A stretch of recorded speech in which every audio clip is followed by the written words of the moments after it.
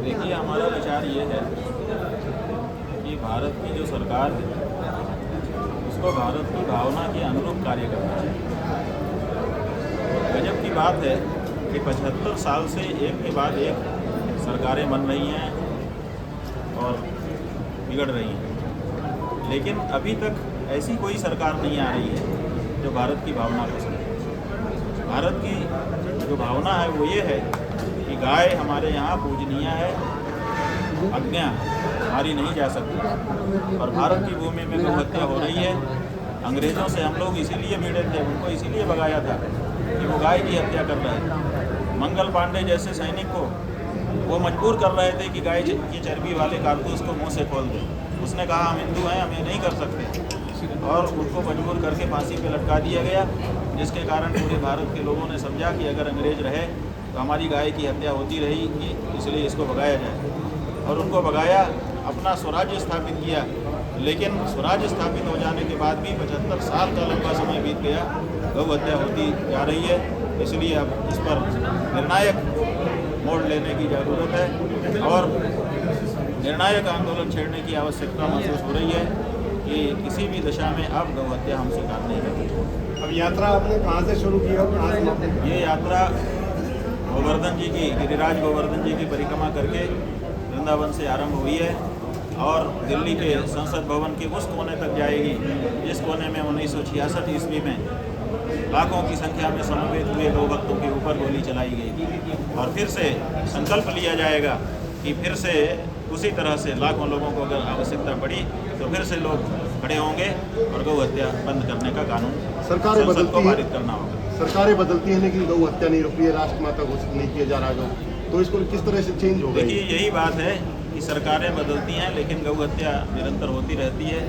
यहाँ तक कि ऐसी भी सरकार आ गई जिसके मुखिया ने ये कहा था कि पता नहीं तुमको दर्द होता है कि नहीं, मुझे तो होता है, मैं ये स्वीकार नहीं कर सकता कि गौ हत्या होती रहे। लेकिन 10 साल का समय बिताने के बाद उस सरकार ने भी गौ हत्या को बंद नहीं किया बल्कि और बढ़ावा ही दे दिया। तो ऐसे में हम लोगों को लगता है कि भारत में एक नई व्यवस्था लाने की आवश्यकता है और जो गौ हत्यारी पार्टियाँ हैं उनको कसाई के रूप में निरूपित करते हुए, जो पार्टियाँ गौ माता को माता माने उनको भाई के रूप में निरूपित करते हुए अब भाई पार्टियों को वोट देने की ज़रूरत है, कसाई पार्टियों से वोट हटाने की जरूरत है। स्वामी जी, नया मामला उभर के आया है जहां गौशाला से गो तस्करों को गोवंश देने के आरोप लगे हैं, क्या कहना है? देखिए, आरोप किसी के ऊपर भी लगता है, उसकी छानबीन तत्काल की जानी चाहिए और गाय के जो संरक्षक हैं अगर उन्हीं के ऊपर इस तरह का आरोप लगता है तो तत्काल उसकी जांच करके दूध का दूध पानी का पानी करना चाहिए, और अगर वो दोषी हैं तो कुछ ज़्यादा ही दंड उनको दिया जाना चाहिए ताकि कोई भी दोबारा ऐसा कार्य करने की हिम्मत ना करे। और अगर केवल बदनाम करने के लिए उनको ऐसा आरोप लगाया गया है तो उसकी भी स्पष्टता समाज में हो जाएगी। क्या लगता है आपकी यात्रा का असर पड़ेगा, बदलाव आएगा?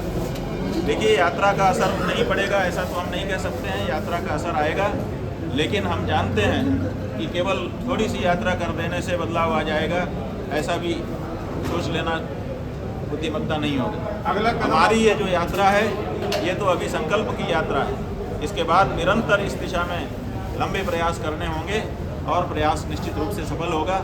और सच बात यह है कि जब तक प्रयास सफल ना हो जाएं तब तक हम लोगों को निरंतर प्रयास जारी रखना है। स्वामी जी, गोमांस का निर्यात करने वाली कंपनी जो है राजनीतिक पार्टी को चंदा देती है, तो इसके बारे में क्या कहना है? ये बड़ा आश्चर्य है कि आप सबके मीडिया के माध्यम से कभी सोशल मीडिया में, कभी अखबारों में और कभी टेलीविज़न में हम लोगों को देखने को मिल रहा है कि पार्टियां गौ हत्यारों से चंदा ले रही हैं। विशेष करके वो पार्टियां भी जो गाय के लिए अपनी भावना अच्छी दिखाती थी वो भी चंदा ले रही हैं। तो ये सुन करके हम लोगों को बड़ा आश्चर्य हो रहा है। अभी विश्वास ही नहीं होता है कि ऐसा भी हो सकता है कि एक तरफ अपने आप को कोई गोभक्त कहे और दूसरी तरफ गाय को मारने वाली कंपनियों से चंदा लेकर के और अपनी पार्टी का संवर्धन करे।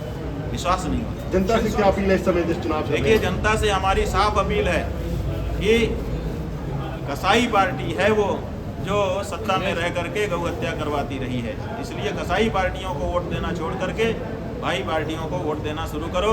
ये मत सोचो कि कौन पार्टी बड़ी है कौन छोटी है, जो छोटी है वही तुम्हारे मतदान से बड़ी हो जाएगी, लेकिन तुम्हारा जो मतदान है अगर कसाई पार्टी को तुमने दिया तो वो पाप हो जाएगा, क्योंकि गौ हत्यारे का समर्थन करने वाले को भी गौ हत्या का पाप लगता है। तो हमारी पहली प्राथमिकता ये है एक धर्माचार्य होने के नाते कि हमारी जो सनातनी जनता है उसके माथे से गौ हत्या का पाप हम हटा दें, उसको गौ हत्या का पाप ना लगे। मतदान करने से गौ हत्यारी पार्टी को मतदान करने से उसको भी गौ हत्या का पाप लग रहा है।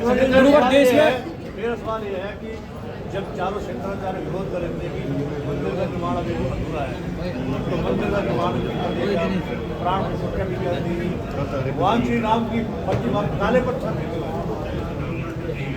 देखिए, अभी मंदिर बना नहीं है और बिना मंदिर बने प्रतिष्ठा नहीं हो सकती है। ये बात जिस समय उसका प्रसंग था हम लोगों ने शास्त्रों के अनुसार साफ साफ बता दिया। अब मंदिर निर्माण इस समय चालू है। 45% काम उस समय हुआ था, अभी 55% काम होना है। तो जब मंदिर बन जाएगा तब प्रतिष्ठा के बारे में सोचा जाएगा।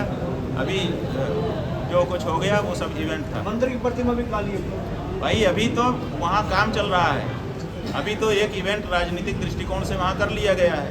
जब मंदिर बन जाएगा तब ना शास्त्रीय प्रतिष्ठा होगी। इसका चुनावी फायदा होगा, इसका किसी चुनावी के फायदा द्वारा होगा। कोई इवेंट कर लिए जाने से प्रतिष्ठा हो जाती है? प्रतिष्ठा तो तब होगी जब मंदिर बन जाए। अभी मंदिर जब बन रहा बीजेपी है, को फायदा होगा उसको इससे बन जाने चुनाव दीजिए। में, हाँ? बीजेपी को फायदा होगा इससे चुनाव देखिए, में। किसको फायदा होगा किसको नुकसान होगा ये तो अलग बात है, लेकिन जो शास्त्र है वो स्पष्ट करना हमारा काम है, वो हमने कर दिया। शंकराचार्य जी, अगर आप ये यात्रा निकालते हो, आगे अगर सरकार सुनवाई नहीं करती तो आपका क्या कदम होगा? भाई, सरकार सुनवाई करती तो हमको पैदल चलने देती। इसका मतलब है कि सरकार की निगाह में शंकराचार्य जी का पैदल चलना कोई मायने नहीं रखता। तो ऐसी परिस्थिति में हम अभी हरियाणा तक आ गए, उत्तर प्रदेश से चलते हुए हरियाणा पार होने वाला है, दिल्ली आने वाली है। तो दिल्ली में घुसने से सरकार सुन लेगी ऐसा तो हम नहीं मानते हैं, लेकिन हम प्रार्थना कर रहे हैं चलते हुए कि सद्बुद्धि आए और वो जल्दी से इस बारे में निर्णय लें। सड़कों पर गुरुवर हैवी ट्रैफिक है, गाँव गौ माता सड़कों पर विचरण करती रहती है और कोई ये सब इसीलिए हो रहा है क्योंकि गौ माता को कोई प्रोटोकॉल नहीं है, और इसीलिए हम चाहते हैं कि गौ माता को राष्ट्रमाता घोषित कर दिया जाए, ताकि उनका एक प्रोटोकॉल हो जाए, उनकी देख रेख की एक व्यवस्था बन जाए, ताकि वो सड़कों पर खड़ी होकर के धक्का खाने के लिए अथवा भूखी प्यासी होकर के पॉलीथीन चबाने के लिए मजबूर ना हो। गुरुवर, देश में 3 और बड़े मठ हैं, उनके जो शंकराचार्य हैं, पूज्य शंकराचार्य, उनका गौ माता के विषय पर क्या मुद्दे पर क्या विषय है? देखिए, 4 शंकराचार्य पीठ हैं, 3 और मठ जो हैं जिनके बारे में आप प्रश्न पूछ रहे हैं, उन सब ने भी इस आंदोलन को अपना समर्थन और आशीर्वाद दिया है, वो संरक्षण कर रहे हैं। और इस समय वर्तमान जितने भी शंकराचार्यगण हैं उनमें एक हम हैं, हम स्वयं चल ही रहे हैं, तो सबको चलने की ज़रूरत थोड़ी है।